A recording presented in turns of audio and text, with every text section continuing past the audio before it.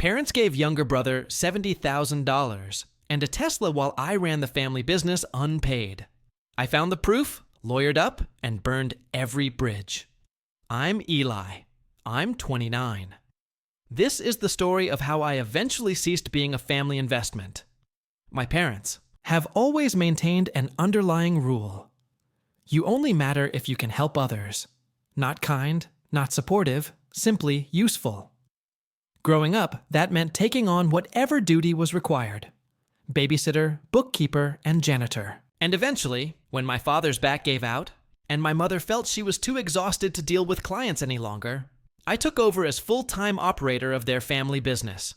Not a co-owner or a partner, simply an unpaid laborer with a smile. It started little. Eli, can you update the invoices this weekend? Hey, can you answer a few calls while we're in Palm Springs? The result was, we've decided to extend our vacation. Can you handle payroll this month? And by the time I was 24, they were living in Cabo for half the year, and I was in charge of every client, email, and quarterly report. They told everyone they were semi-retired. They told me it was a fantastic opportunity, that I was building my future, and that it would all be mine someday, but it wasn't. When I tried to bring up the possibility of getting compensated, Mom would change the subject. We're housing you, aren't we? They let me reside in the basement, where the ceiling is stripped every spring. When I approached Dad about putting my name on the LLC paperwork, he stated I needed to show that I could manage the responsibility. After 4 years of running the business alone, I inquired about a portion of the profits. Mom smiled and added, "You're not motivated by money, right? You're better than that. It wasn't only about business, it was everything. They wanted me to do housework, drive my sister's children to and from school, file my brother's taxes, and cover for them wherever." They fell short. I missed my own college graduation because my parents had booked a last-minute flight to Costa Rica, and someone needed to be at work. I persuaded myself it was just temporary, that it would all be worth it in the end, and that being useful meant being loved. But then Christmas occurred. They had arranged a magnificent family meal like they always do. My brother Dylan flew in from Chicago. My sister brought her third spouse. I did the most of the setup, decorated the house, prepared the food alongside Mom, and ensured the driveway was plowed. By this point, I had given up on expecting thanks. I just done it. Dinner started off peacefully. Dylan discussed how fatigued he was from his new startup, which Dad had sponsored with a $70,000 present the year before. Nobody revealed that I was the one keeping the family business running. Nobody inquired how I was doing. And then Mom said, "Lit." It sprang out of nowhere between chunks of honey-glazed ham. She chuckled, looked directly at me across the table, and said, "You're almost 30, Eli. It's time to stop leeching." The entire room became quiet. At first, I assumed I had misheard. Her. Then I waited for her to add the punchline. Some type of joke, but there wasn't one. She simply went on, pouring herself another glass of wine, as if she hadn't just sucker-punched me in front of the whole family. Dylan chuckled. "Maybe he's hoping for an inheritance," he said, not looking at me. I did not speak. Not during the remainder of dinner. Not when giving out presents. I simply sat there startled. I was stunned by how little they thought of me. How easy it was for them to portray me as a burden when I had almost given up my 20s for them. Later that night, I was going through my phone in the basement, still in a daze, when a new post from my mother appeared on Instagram. Dylan is pictured outside, grinning beside a brand new Tesla. There's a big red bow on top. The caption stated, "For always being there." Always being there. My hands were shaking. I was not angry. I was numb. Because at that point, everything clicked. They did not simply fail to appreciate me. They deliberately disliked me because I had made myself too convenient, predictable, and inconspicuous. That's when I made my decision. I strolled upstairs in silence, past the leftover pie and empty wine glasses. I entered Dad's office and turned on the desk lamp. Then I unlocked the drawer where I had kept a flash drive 6 months previously, just in case. Back when I was silently preparing for a future, they never intended to offer me. I logged into the company systems. Admin access is all under my name.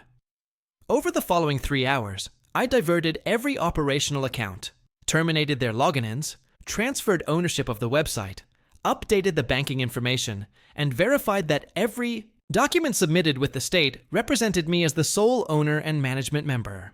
I did not steal anything. I took back what was already mine.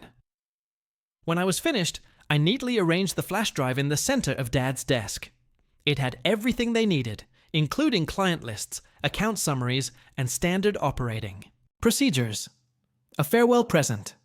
On the front of the drive, I had scribbled 3 words in Sharpie: "Good luck without me." Then I packed only 1 suitcase, the necessities. I did not bang any doors. I didn't create a scene. I've just departed quietly and deliberately. By dawn, I was 6 hours away in a rental apartment by the seaside, sipping coffee and watching the tide come in. I turned off my phone after the 7th, missed call, and did not look back. The first voicemail arrived at 7:12 a.m. It was my mother. Her speech sounded unnaturally calm, as if she was attempting to retain control for an audience. "Eli, sweetheart, I think there's some sort of technical issue. Dad can't log into the QuickBooks, and the main website says access denied. Can you call us back when you see this?" The second arrived 15 minutes later. "Dad, this moment is not tranquil." Furious. "Eli, what did you do?" "I can't get into the business account. I just spoke to Peterson. He says the vendor login are bouncing. I swear to God if this is some kind of tantrum because of last night." Click. The third voicemail still Dad arrived less than an hour later. Only this time, his voice broke. "You think this is funny? You think this is revenge? We built this for you, for your future. You owe us." I did not respond to any of them. I sat on the little balcony of my Airbnb, watching waves roll over the sand, laptop open on my lap, and sent out 1 email. A simple professional note to the top 10 clients informing them that effective immediately, I was the sole point of contact and managing partner. No drama or slander, just facts. Responses began to arrive within an hour. Most of them were not surprised. A few people congratulated me. Someone even exclaimed, "About time." I didn't check social media again till midday. And there it was, a public Facebook post for Mom. It's always heartbreaking when your own child turns on you. After everything we sacrificed, after everything we gave, you think you know someone. There are no names or context, only vague enough to play the victim. But the comments were great. Aunt Mara's response: "Wait, isn't Eli the one who's been running the business?" Uncle Greg was asking. "Wasn't he living in your basement, handling everything while y'all were on vacation last month?" A high school acquaintance I hadn't communicated with in years said, "Wow, you guys really guilt-tripped the golden goose." I did not respond. I did not need to. Seeing them lose control of the story was enough. The next day, they were in a downward spiral. The calls morphed into texts. The texts progressed into emails. First denial. "We can fix this." Afterwards, shame. "Your father's blood pressure's been up since you left." Threats followed. "This is our company, and we'll take legal action." They would not, and they knew it. Everything was clean and documented. All paper trails led back to me. I'd made sure of it months ago, when I noticed Mom gradually attempting to link Dylan to specific bank accounts just in case I became too demanding. I knew my parents. They never acted impulsively. Everything was calculated. And I was not going to be the fool who waited for another broken promise. The tipping moment occurred 3 days later. Dylan messaged me. Not a call, just a casual, smug little text. "Mom and Dad say you've been overreacting. They want to talk. Let's be adults about this then. Also, FYI, they're thinking about selling the business now. Said I might oversee it, so we should probably coordinate a handoff." I laughed aloud. Actually, I laughed. This man who had never answered a client call in his life and couldn't even remember his TurboAx password wanted to orchestrate a handoff as if I were a dissatisfied temp holding the clipboard. I didn't respond. Instead, I logged into the system and terminated any lingering shadow login, locked down the servers, forwarded the corporate email through a new secure hosting platform, and created a last firewall layer, one that would alert any strange IP attempting to access crucial files just in case. Within 72 hours, the flash drive I left was no longer usable. The silence that followed, I believe, hit the hardest. No more texts, phone calls, or social media tantrums. Just quiet. A hollow kind of quiet. I expected wrath, maybe even begging, but I didn't realize how much of their identity, how much of their security hinged on me being in the background, silently supporting everything. When I stopped playing the part, the show crumbled and they had no idea how to perform without a stagehand. The funny thing is that I did not feel triumphant. I felt free. For the first time in years, I wasn't waking up stressed over missed invoices or juggling 10 tasks just to get a glimmer of validation. I wasn't walking on eggshells trying to avoid inciting passive-aggressive guilt trips disguised as family connection. I took a walk that night. There is no destination, only the fragrance of the ocean and the sound of wind in the palms. And then I realized something. Perhaps they built something for me, but not in the future as they claimed. Not the life they presented as a carrot. They made something better without intending to. They instilled the resentment I needed to eventually walk away. The narrative isn't over yet. 2 weeks have gone. I hoped that the silence would help me relax and find calm. But this is not what it did. It clarified because after the clamor of their demands subsided, the emails stopped flowing in, and the phone stopped vibrating with essential family responsibilities. There was time to ponder, not simply think, feel.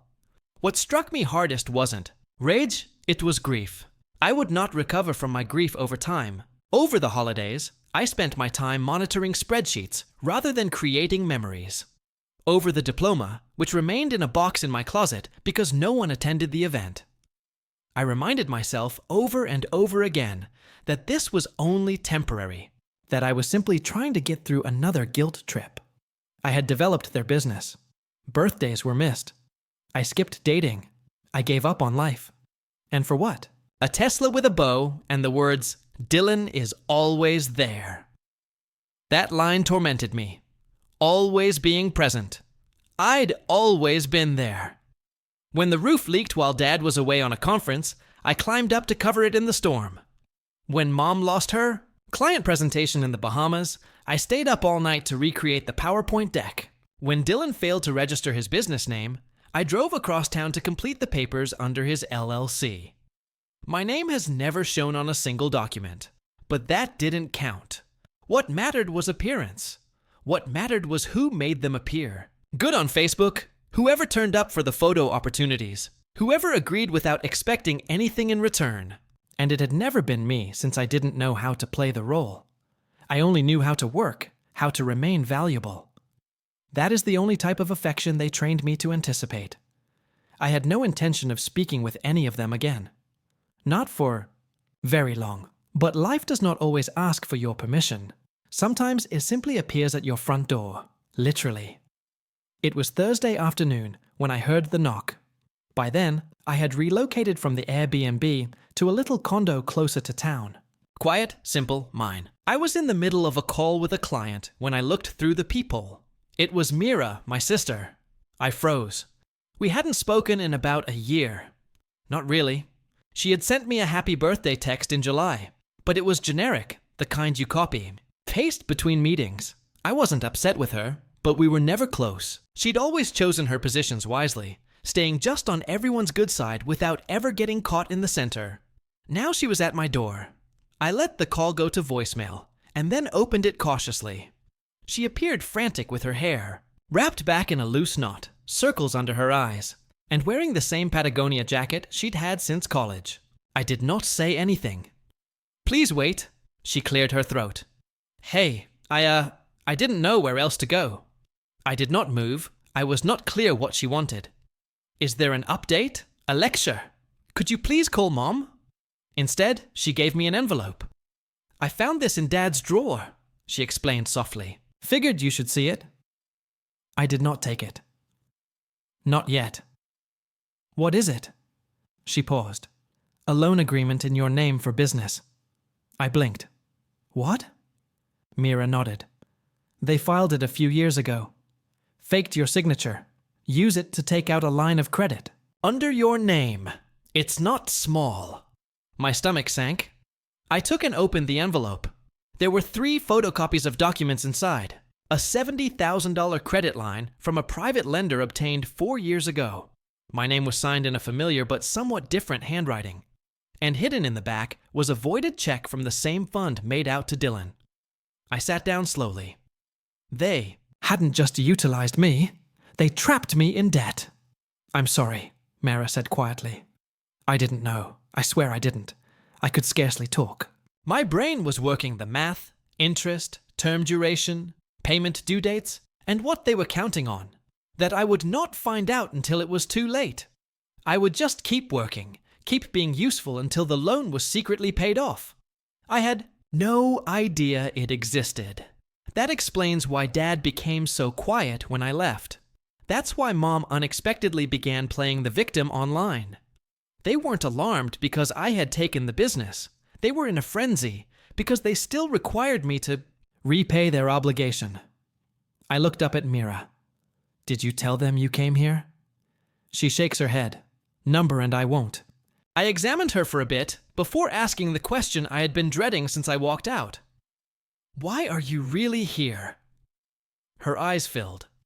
And this time, she didn't conceal it. Because I'm tired too, Eli. And with that, the silence was no longer empty. It had company. I did not forgive her. Not at the moment. But I didn't send her away because I was coping with more than just betrayal. I was dealing with evidence, with leverage, and just maybe with the first true ally I'd ever had in that house. And that's when things get difficult. I did not sleep that night. The loan agreement sat on my kitchen table like a loaded rifle. The more I read it, the angrier I became. Not only at the amount, but also at the arrogance. They falsified my signature using my name, credit, and future.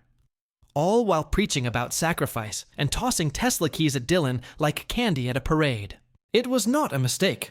It was hardly a desperate situation. It was a strategy. They knew exactly what they were doing. And now they were stuck since I had taken over the firm, which was their only source of income left. That loan was technically my responsibility. If I did nothing, the lenders would pursue me. If I went to court, they might get away with it by claiming I had agreed to it years before. My parents had always been adept at distorting the truth, but this time, I had proof. And I had something greater than revenge control. The following morning, I sat across from Mira on my small balcony. She appeared frightened, wringing her hands, as if she expected me to yell or kick her out. I did not. I offered her a mug of black coffee and talked quietly. I'm going to the lawyer today. She nodded. Do you want me to come? Not yet, but I will ask for a written statement from you. What you found, where you found it, and what you know. She nodded again. Okay. And Mira. She looked up. If I do this, there's no halfway. You understand that? I do. She thought for a moment and said, they did the same thing to me. Smaller scale. A joint credit card they opened when I was in college. I didn't know until my mortgage application got flagged. My jaw constricted. Of course they did. That afternoon, I met with a lawyer named Camille, a bright, no-nonsense woman recommended by one of my previous clients. She studied the records, asked a few brief questions, and then stated, "This is bank fraud. We can sue. We can press charges. It will be messy, but winnable.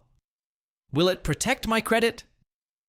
If we're aggressive and fast, you'll need to lock your report down and initiate a fraud investigation immediately.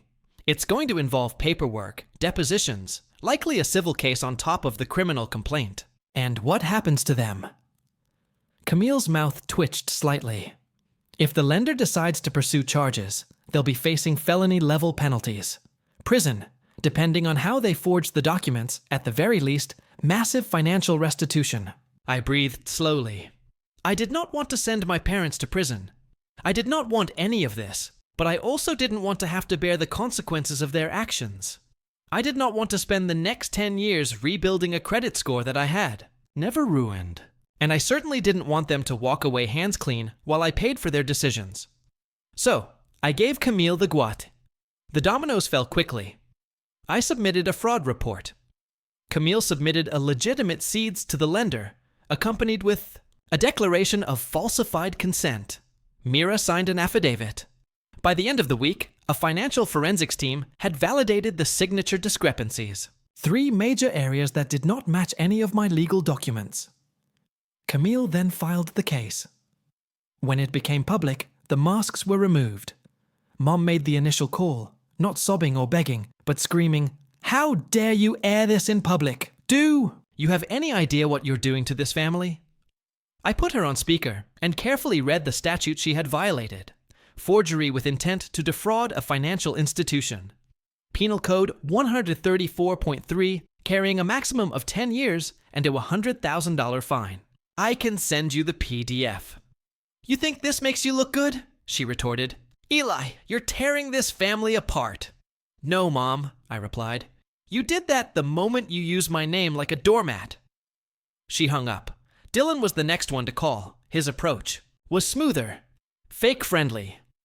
"Hey, bro, I think we just need to talk this out, you know? Clear the air." "Sure. Let's talk about the canceled check in your name from the fraudulent loan." There is no more sound. Then he said, "I didn't know. They just gave it to me. And you didn't think to ask where 70 grand came from?" Click. Dad never called. Instead, he wrote a cryptic remark on Facebook about betrayal and greedy children. Typical victim spin. Except this time, it did not land. People weren't purchasing it anymore. Too many people knew the truth. Too many people remembered how long I had been the foundation of their so-called empire. Within 2 weeks, they had gotten the formal summons. I am not sure what they said to one other in private. I'm not sure how they tried to spin it behind closed doors. But their lawyer approached me with an offer, dropped the charges, and they'd sign over the remaining business assets, issue a formal apology, and pay full restitution, including compensation for the interest damage to my credit report.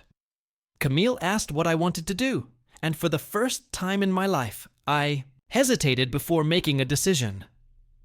I considered filing charges, witnessing them appear in court, and finally confronting something they couldn't manage. But then I realized I didn't need it anymore. I've already won.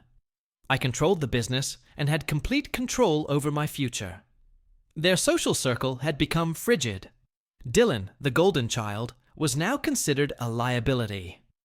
Mira, who had spent the majority of her life tiptoeing, was suddenly speaking up, telling her own friends what she had gone through. The web they had spun was unraveling from every thread. So I settled, not out of mercy, but out of power. The agreement was sealed. They reimbursed the entire loan, transferred the house deed, yes, even the property I formerly lived in that they claimed was theirs, and signed a legally enforceable statement admitting the fabrication, which would shield me from future claims or retaliation. I handed copies to Camille, Mira, and placed them in a digital lockbox in case something happened later. Then I blocked them. No drama, no final email, just silence because I finally realized what they had never taught me. Love is not the same as unconditional loyalty. Love is not about making sacrifices without receiving anything in return. Love does not stay simply because someone claims you owe them. A few months later, on my 30th birthday, I sat on the patio of a little cafe by the sea, drinking coffee with Mira and 2 college friends I'd recently reconnected with. Someone inquired how I was celebrating. I smiled, dug inside my bag, and gave each of them a tiny envelope. Inside was an invitation for the grand opening of Coastal Strategies and Solutions, a new type of business created from the ashes of the old, entirely mine. They laughed and shouted, and one of them drank to a clear slate. I didn't respond.